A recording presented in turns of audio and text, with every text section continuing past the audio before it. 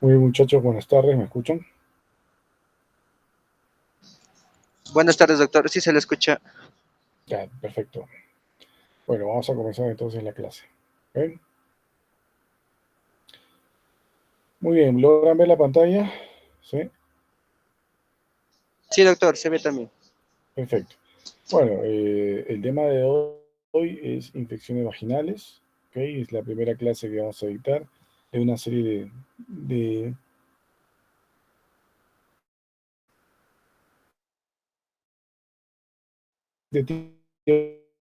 teorías que ya están programadas. ¿Ok? Entonces, vamos a hablar sobre bastante siendo la causa más común, aproximadamente 10 millones en consulta externa por año. Esto genera una creación pues, de fármacos a través de los laboratorios, los cuales pues, venden millones de estas cremas, óvulos que utiliza la mujer.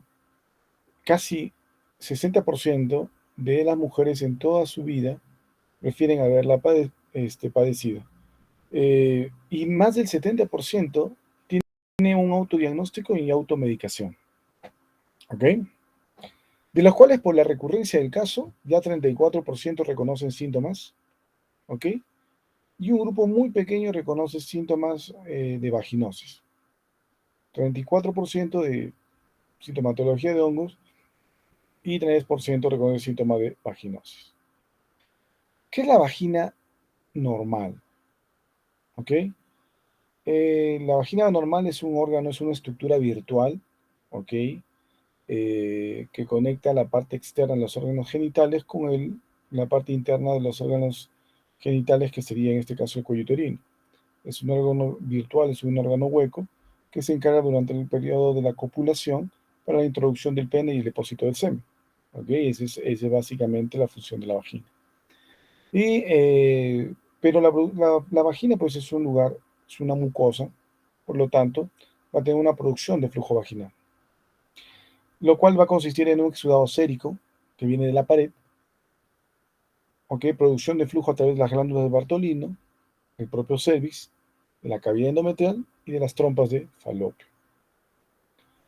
Entonces, una vagina normal tiene muchos componentes. Entre ellos tenemos el agua, los electrolitos, las células epiteliales que van a tener ácidos grasos orgánicos, proteínas, carbohidratos, va a tener microorganismos aerobios y anaerobios y citoquinas.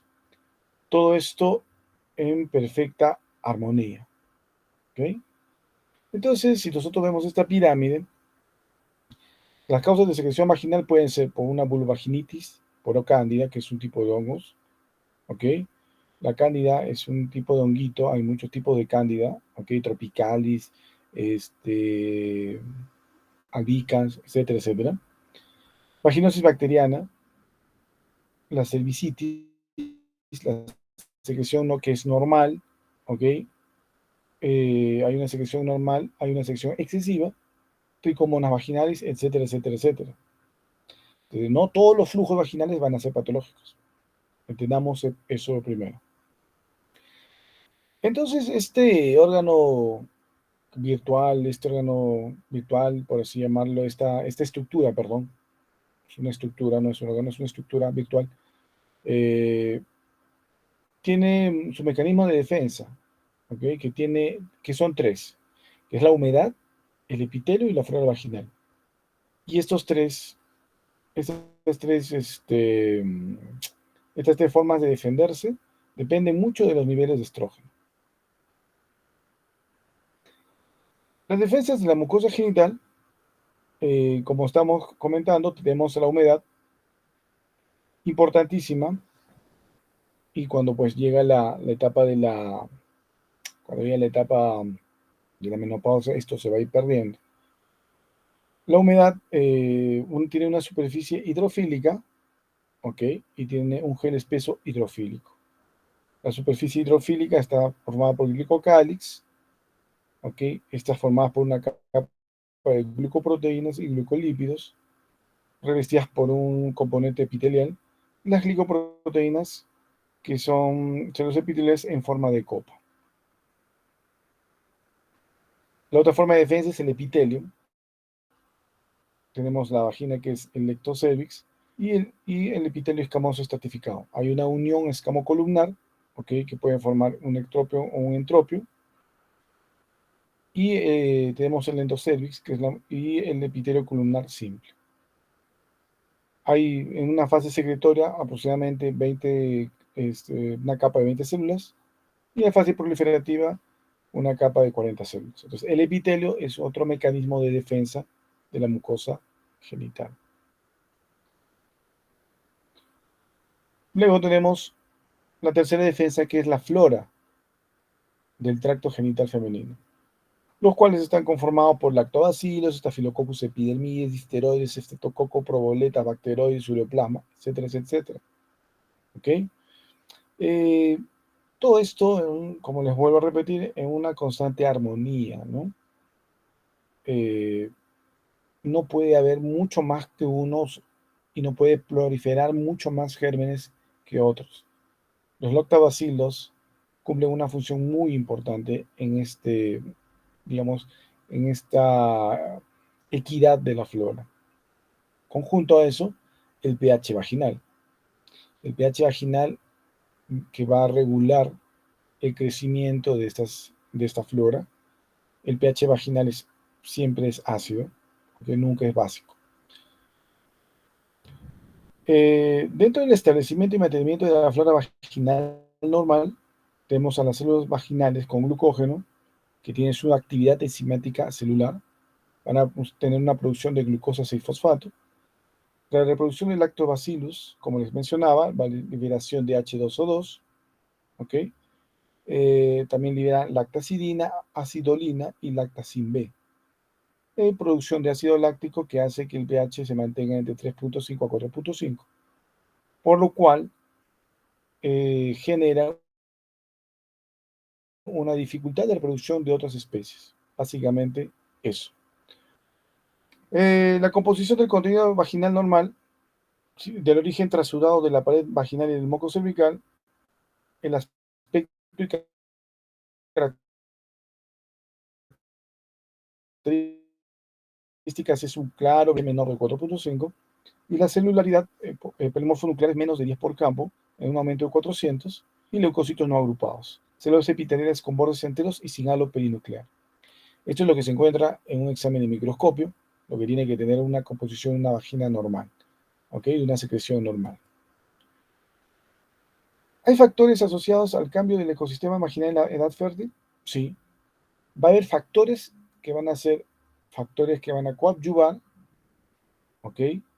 Para que una mujer pueda estar bien, y también puede ser que una mujer esté mal.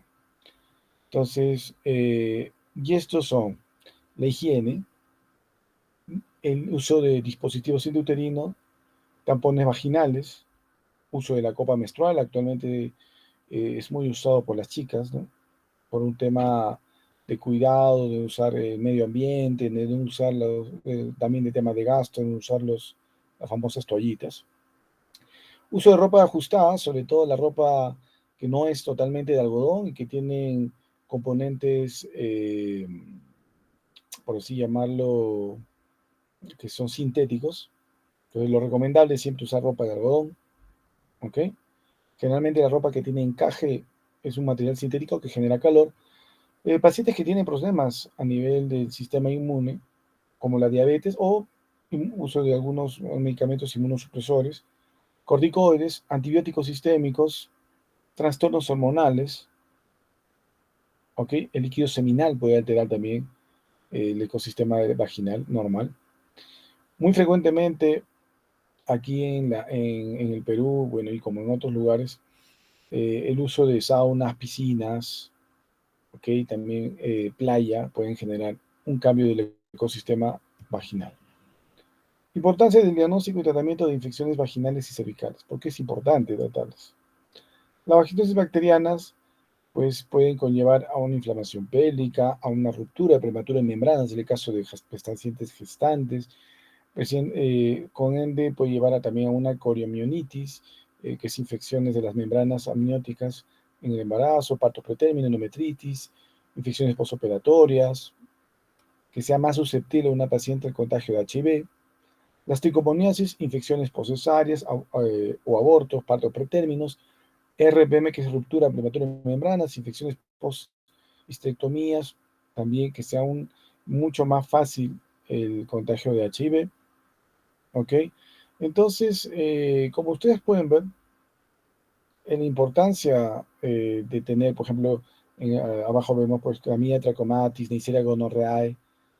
Estos dos gérmenes pueden conllevar a inflamaciones pélvicas, problemas de fertilidad, embarazo ectópico, dolor pélvicos, parto prematuro, endometritis, conjuntivitis, neumonía al recién nacido, etcétera, etcétera, etcétera. Entonces, por eso es muy importante, ¿no? Muchas personas a veces se cuestionan el tema de, ¿por qué tratarme, doctor, no? A veces lo dejan pasar por mucho tiempo porque generalmente esto no causa algo, no conlleva algo mortal, ¿ok?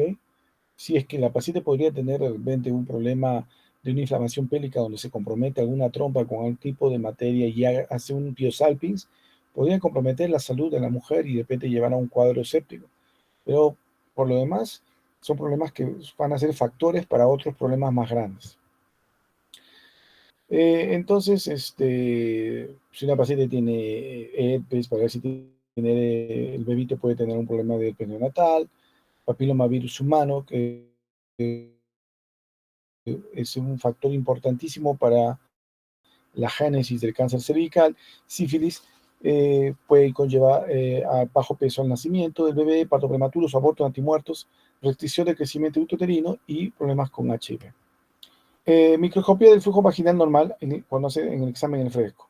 Hay células epiteliales vaginales, células epiteliales cervicales, lactobacilos, que son, los bacilos largos gram positivos, anaerobios denominados así, porque la mayoría de sus miembros van a convertir la lactosa y otros monosacáridos en ácido láctico, que son lactobacilos. ¿Ok? Polimorfos nucleares, glóbulos rojos y espermatozoides es lo que se puede encontrar en un examen al fresco de secreción vaginal. Como ustedes pueden apreciar en la imagen, tenemos las características que se pueden encontrar al fresco. Vemos artefactos, espermatozoides, glóbulos rojos, células epiteliales, glóbulos blancos, polimorfos nucleares, ¿no?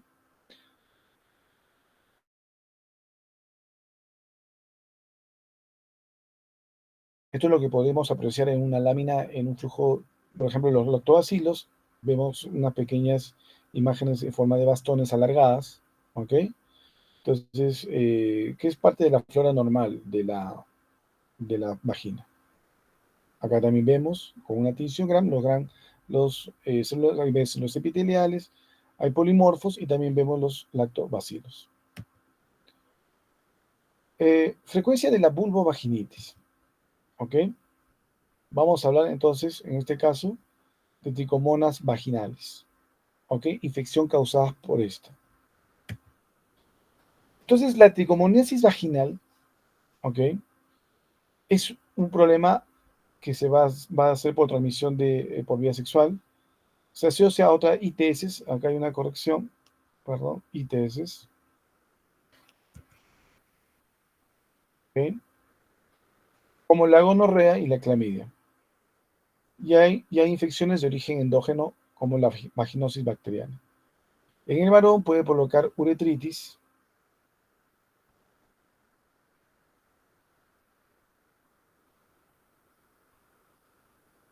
el varón puede provocar uretritis, en la mujer en el ectocervix va a producir cervicitis y en la vagina una vaginitis. La transmisión en ambos sentidos es casi el 70% en una sola exposición, o sea, basta con unas horas de relación sexual para poder contagiarse. Y el varón tiene una forma sintomática el cual va a ser que haga simplemente como reservorio. ¿Ok? Entonces, este es un protozoo flagelado. Tiene 3 especies del género Trichomonas en el humano: el tenax, el hominis y el vaginalis. Ambos se encuentran en cavidad oral, en la cavidad digestiva y en el aparato genitourinario respectivamente. Es un protozoario cosmopolita, o sea, se puede encontrar en todo el mundo, anaerobio de forma ovalada y mide aproximadamente 15 micras. Su multiplicación se va a dar de forma binaria y crece moderada anaerobiosis y un pH ácido. Es muy lábil, muere ante la desecación o exposición prolongada a la luz solar. La prevalencia en la consulta de aproximadamente un 15% de las pacientes que vienen con alguna ITS. Puede haber en pacientes peri- o posmenopáusicas. No hay cura espontánea de una mujer que tiene infección por tricomoniasis. En el varón puede haber una cura espontánea, una descolonización del tracto urinario inferior en 3 semanas por factores prostáticos de la orina.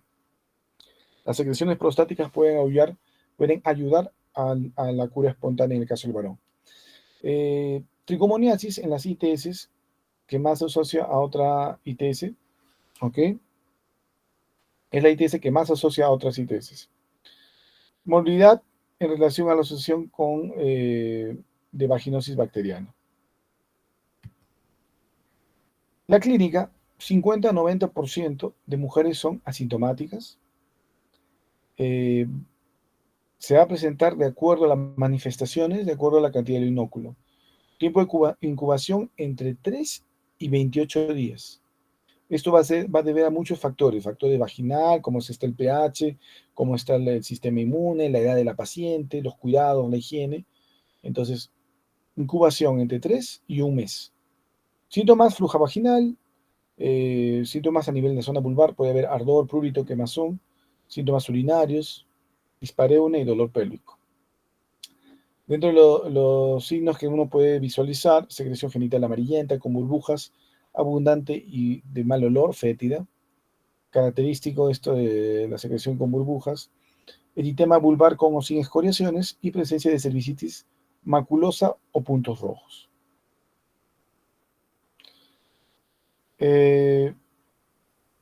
Cuadro clínico,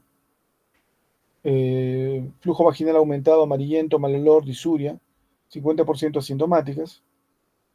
El flujo vaginal puede ser grisáceo, acuoso, homogéneo y generalmente hay burbujas, ¿no? Y hay una secreción maloliente. Un pH mayor de 4.5 y aminas el test de aminas puede ser positivo. Más o menos las características que ustedes pueden observar acá, esa secreción con media blancuzca, grisácea, con burbujas, característico ¿no? de la infección por tricomoniasis. Eritema del cervix, totalmente eritematoso. Esta es una imagen que se le conoce como cervix en cereza debido a la tricomona vaginal, ¿no? Ven ahí el cuello y con unos puntitos rojos a nivel del labio superior del cuello uterino por encima del orificio cervical externo. El diagnóstico, la clínica que es importante, las preguntas que se hace la paciente, la anamnesis, el tipo de secreción, el pH generalmente aumentado puede ser, pero también puede haber en menor de 4.5. El test de aminas puede, como no puede ser positivo, en la microscopía, visualización directa del parásito, ¿ok? En solución fisiológica o coloración James. Ahí puede detectarse entre el 40 y el 100% el 60% de los casos. Hay una respuesta inflamativa positiva y se puede realizar un cultivo de secreción. ¿Ok? Acá tenemos este elemento, la tricomoniasis acá en todo su esplendor. Entonces, este parásito Trichomonas vaginalis, se puede en un examen directo, tiene una sensibilidad entre 50 y 60%, ¿ok? Entonces, aproximadamente unos 10.000 organismos por mililitro.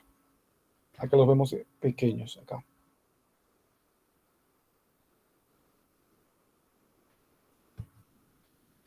Acá también en un aumento, vemos acá las tricomonas, ¿ok? Volúmenes nucleares y células epiteliales. El mejor método y a la vez el gol estándar sería cultivar las tricomonas vaginales. ¿Ok? Tienen una sensibilidad del 95%. Tratamiento. Los tratamientos son con los azoles. Tenemos metronidazol. Podríamos dar una dosis de 2 gramos. O sea, El metronidazol viene en pastillas de 500 miligramos, podemos dar 4 tomas en una sola dosis, no asustar a la paciente, se le puede decir que no hay ningún problema. También se le puede brindar en dosis separadas por 7 días, generalmente no es tan aceptado porque el metronidazol causa problemas gástricos, pero hay pacientes que lo toleran vía oral durante 7 días, mañana y noche. Ambos métodos de dar monodosis o dosis continuas tienen casi un 95% de curación. Tenemos otras alternativas en pacientes que tienen reacción alérgica al metronidazol, como el tinidazol, ¿okay? Que también se le puede dar en monodosis. Podemos agregar a esto un tratamiento tópico local con cremas u óvulos preparados con metronidazol y el tratamiento que se le tiene que dar a la pareja. Evitar relaciones sexuales durante el tratamiento y con esto la pareja podría volver a actividad sexual. Vaginosis bacteriana. ¿Qué es la vaginosis bacteriana? Vaginosis bacteriana por su naturaleza son muchas bacterias, es polimicrobiana. Vaginosis porque no produce una respuesta inflamatoria, por eso vaginosis, como el caso de la vaginitis. Pero hay una alteración del ecosistema vaginal, sí, muy marcado. Esta infección vaginal es muy común en las mujeres que son sexualmente activas entre los 15 y los 44 años.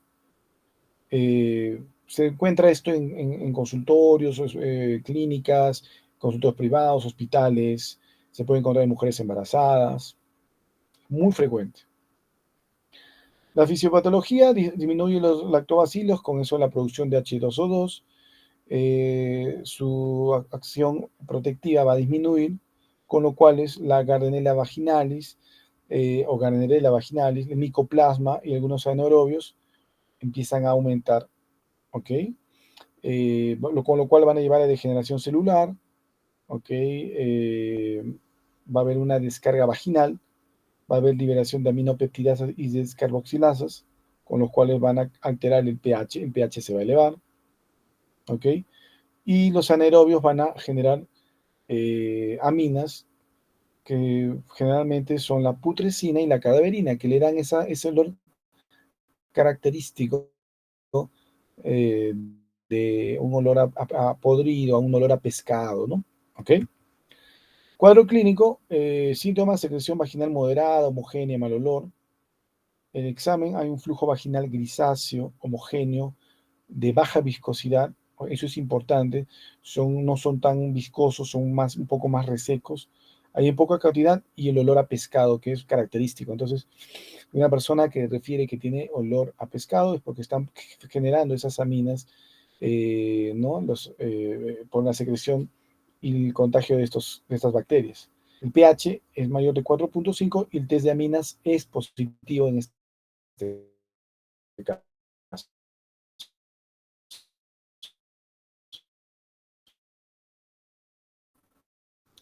La vaginosis bacteriana, el examen en fresco, ausencia de lactobacilos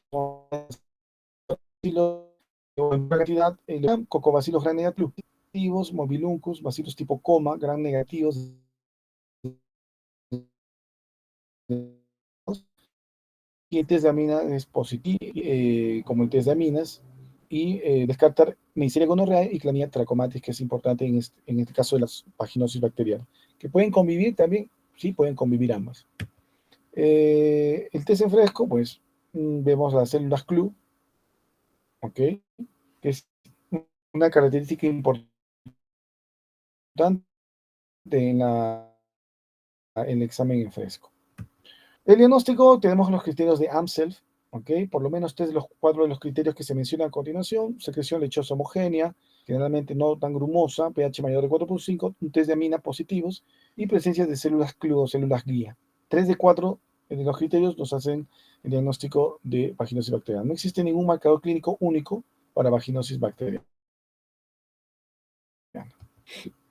También utilizamos en laboratorio clínico, se hace elaboración del puntaje de Nugget para extendidos vaginales, ¿ok? Es otra forma de clasificación.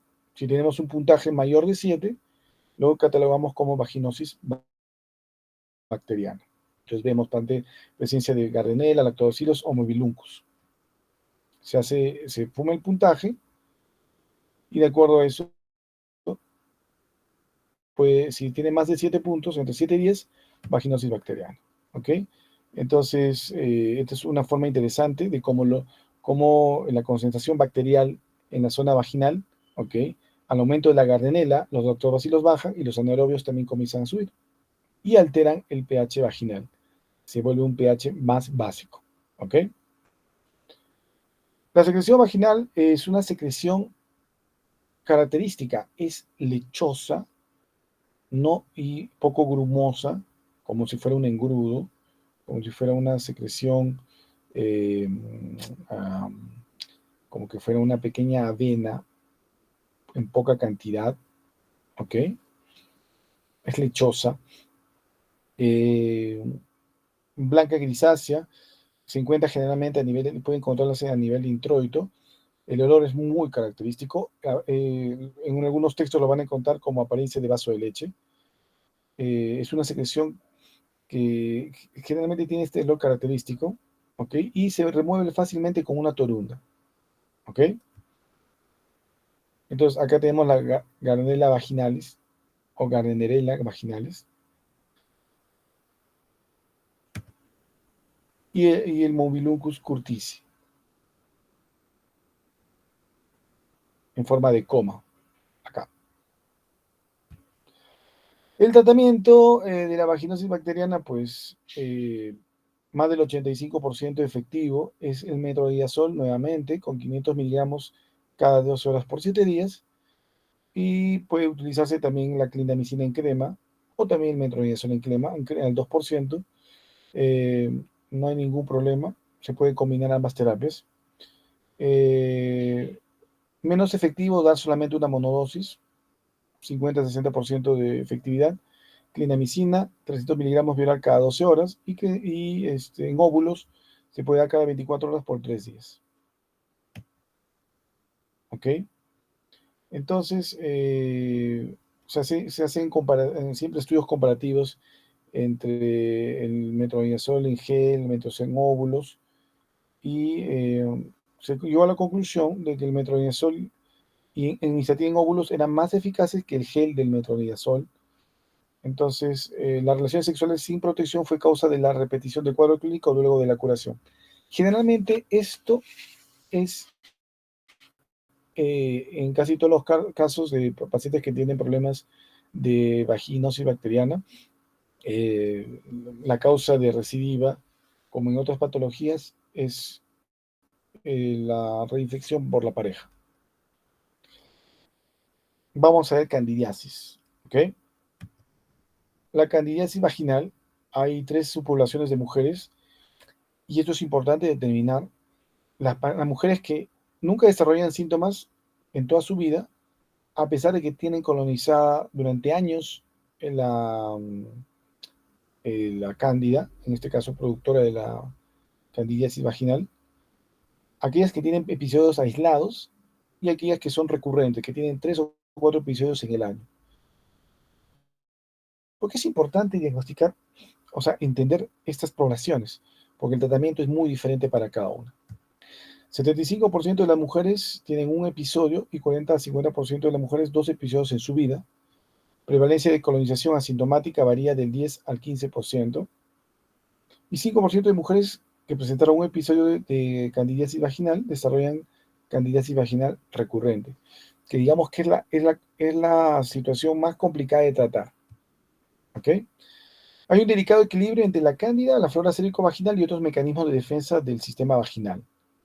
Entonces, hay factores de virulencia como la adherencia, la producción de enzimas, la capacidad de germinación. ¿Ok? No hay, en estos casos no hay relación entre la clínica y la cantidad del agente causal. El paciente puede tener una clínica marcada con poca cantidad de inóculo o puede ser viceversa.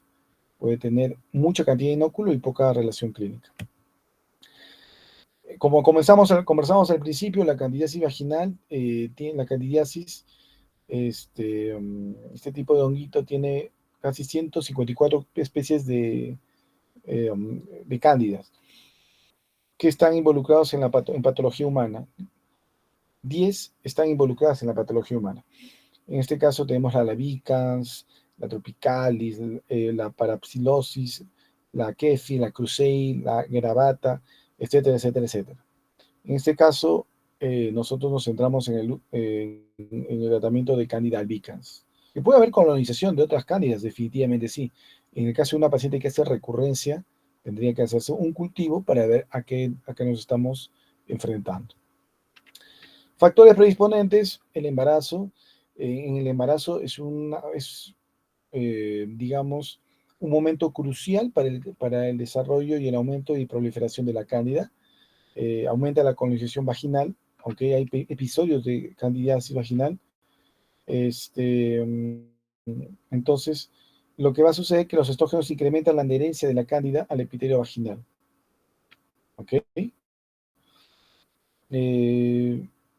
Anticoncepción hormonal, incremento de adherencia y virulencia, y de diabetes, solo en el caso de que esté una paciente que esté no tratada o descompensada. Factores predisponentes, también tenemos a los antibióticos, que aumentan la colonización, o uso de antibióticos de uso indiscriminado, pacientes que van a usar antibióticos por cualquier cosa, ¿no? Índice de crecimiento de cándida, ¿ok?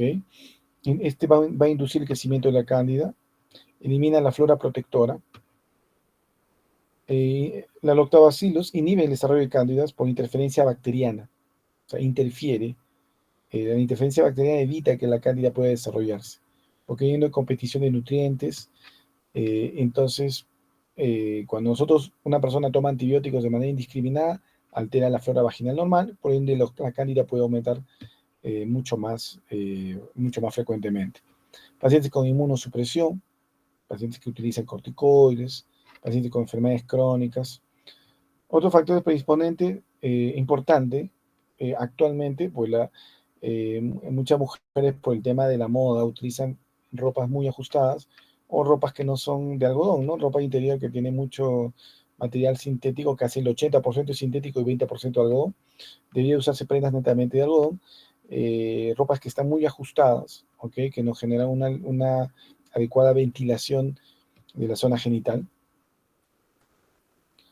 El cuadro clínico es un prurito o dolor vulvar, a veces disuria externa, puede haber una especie de molestia que la paciente muchas veces va a confundir con una infección del tracto urinario, flujo vaginal, ¿ok? Y puede haber una dispareunia, o sea, al momento del coito, haber un poco de molestias al momento de que inicie la cópula. El examen, eritema vulvar, fisuras, flujo vaginal, en grumos blancos, adherentes, edema vulvar, ¿ok? Generalmente es una secreción blanca, media cremosa, media grumosa. Aquí el test de aminas es negativo y el pH puede estar entre 4 a 4.5, ¿no? Generalmente alterado también. Esta es la imagen de una candidiasis vaginal. Si ustedes pueden ver, acá hay una especie de grumitos que se han formado, ¿ok? Y estos grumos generan una especie de ligera inflamación, el prurito, que es una característica muy importante de esta patología. Acá también tenemos en una paciente ya de mayor edad. Y cuando hacemos la especuloscopía, vemos estos grumos que están adheridos a la pared vaginal y también al cuello uterino.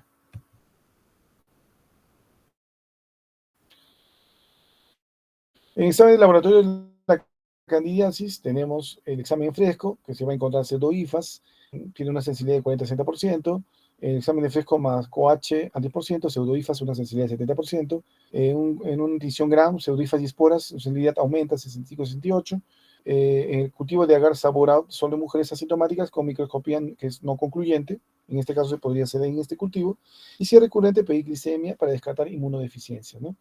Una paciente que ya viene con recurrencia, hay que pensar en problemas que bajen o consumo de medicamentos o alguna patología que esté influyendo en que la paciente esté inmunodeprimida. En el examen al fresco se puede encontrar polimorfonucleares y pseudohifas. ¿Ok? Acá tenemos pseudohifas.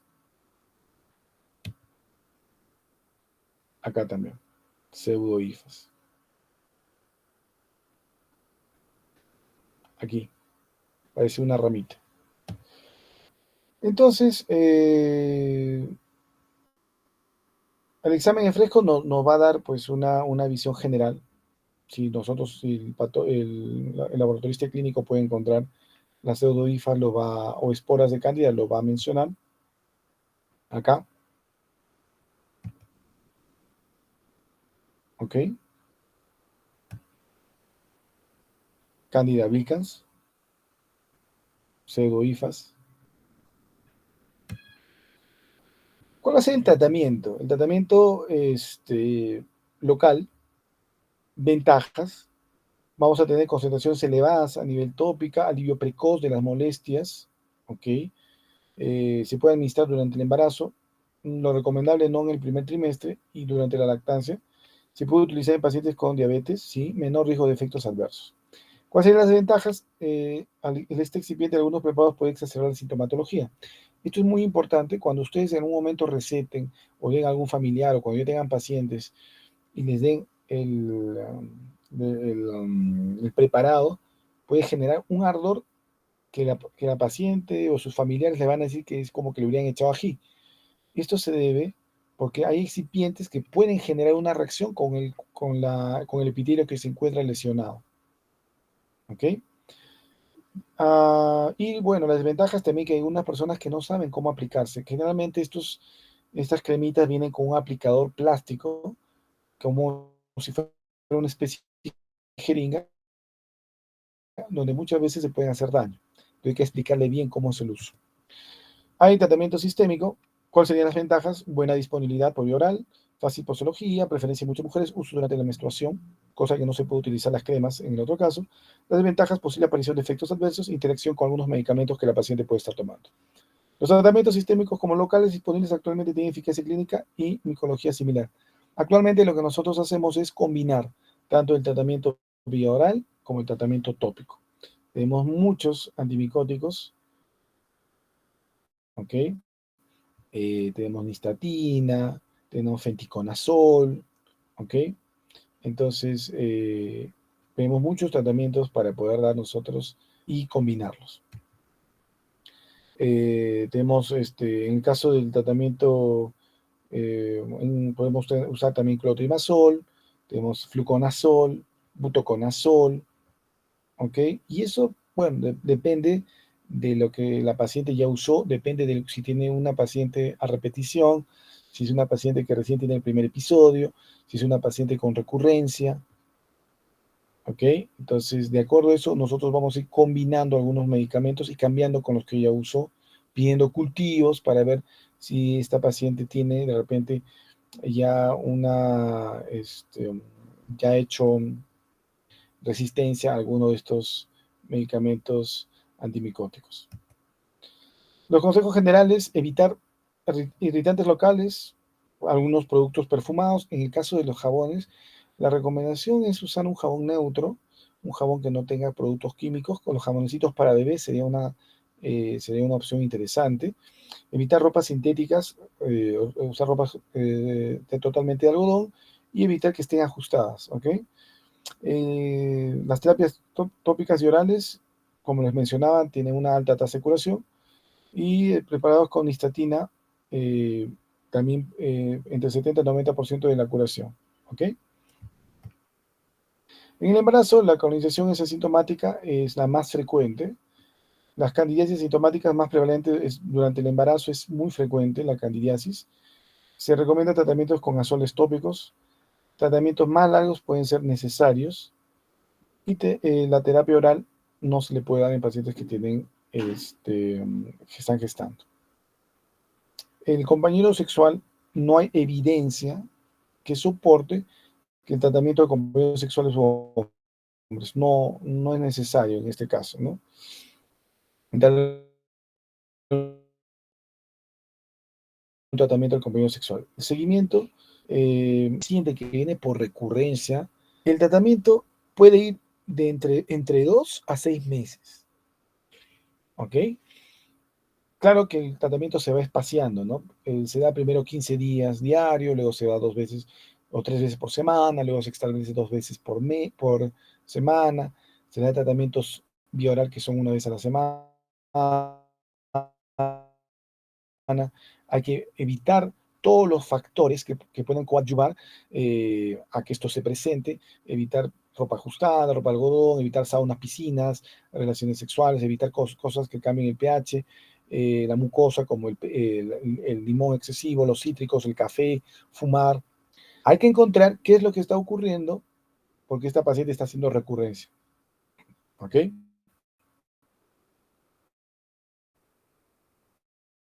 Entonces, ¿a qué denominamos candidiasis recurrente? Cuando una persona tiene 4 o más episodios sintomáticos, no de candidiasis. En prevalencia, menos del 5% de mujeres saludables en edad reproductiva.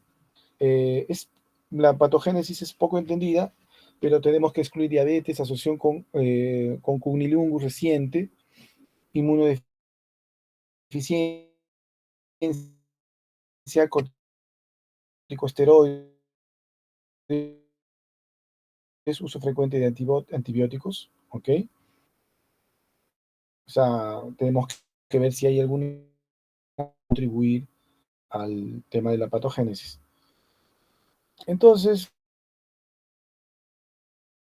eh, como les vuelvo a repetir, actualmente esa es la cuidando que esa paciente tenga recurrencia en la candidiasis.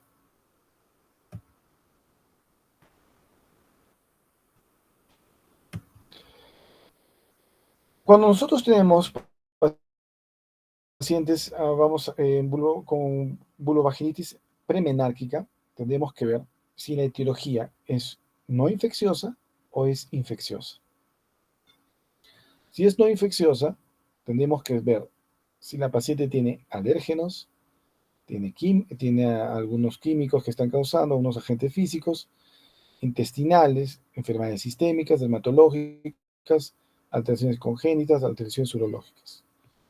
Si es infecciosa, ver si es bacteriana, si puede ser específica e inespecífica, si puede deberse a protozoarios o helmintos. Los parásitos que están siempre en esta edad premenárquica, hay que tenerle mucho cuidado y mucho ojo a esto. ¿Ok? Entonces, etiología bacteriana, ¿por qué se puede dar una vulvovaginitis en pacientes premenárquicas, ¿no? En pacientes muy jóvenes? Por higiene, porque puede estar asociada a infecciones respiratorias, infecciones de piel, invasión de vagina por parásitos, cuerpos extraños, infecciones del tracto urinario y vías desconocidas de infección. Generalmente, las niñas, cuando van explorando su cuerpo, lo que hacen es tocarse la zona genital. Muchas veces introducirse cuerpos extraños. Se pueden extraer crayoncitos, lápiz pequeños, borradores, algunas semillas, y esto genera una reacción inflamatoria, por ende la secreción y una inflamación de la vagina. Puede haber pacientes que también tienen infecciones respiratorias y llevan de la parte superior a la parte inferior la mala higiene que puede haber también al momento de las niñas comenzar a utilizar solas el servicio higiénico. Pacientes que tienen animalitos en casa, siempre pedir si tienen consultar si tienen animalitos para ver si hay pues parásitos, ¿no?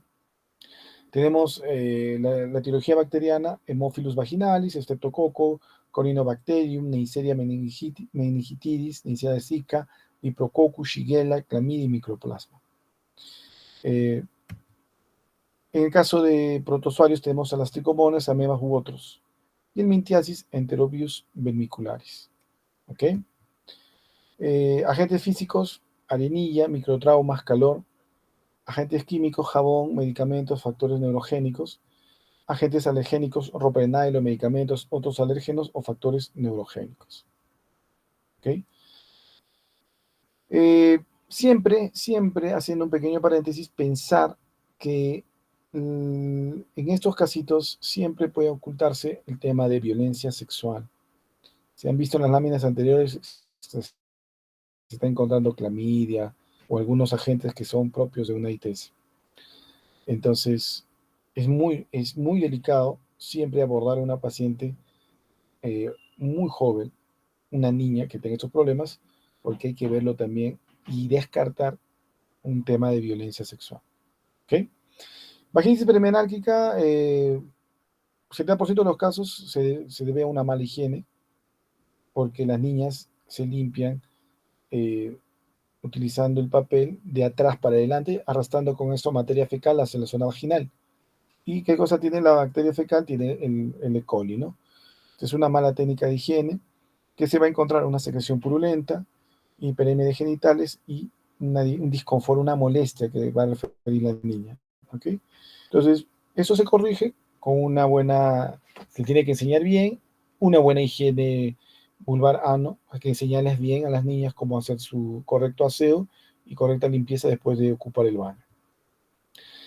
En el caso de la parasitosis intestinal, esto se puede ver en todas las clases socioeconómicas. Hay que preguntar si es que hay animalitos en casa, ¿ok? Siempre hay que preguntar, ¿hay en casa animalitos? ¿La niña agarra, no agarra? El agente causal es el Enterobius vermicularis y el Ascaris lumbricoides, ¿no? Van a migrar del ano a la vagina arrastrando E. coli y otras bacterias intestinales, ¿ok? Entonces, ¿cuáles son los signos y síntomas?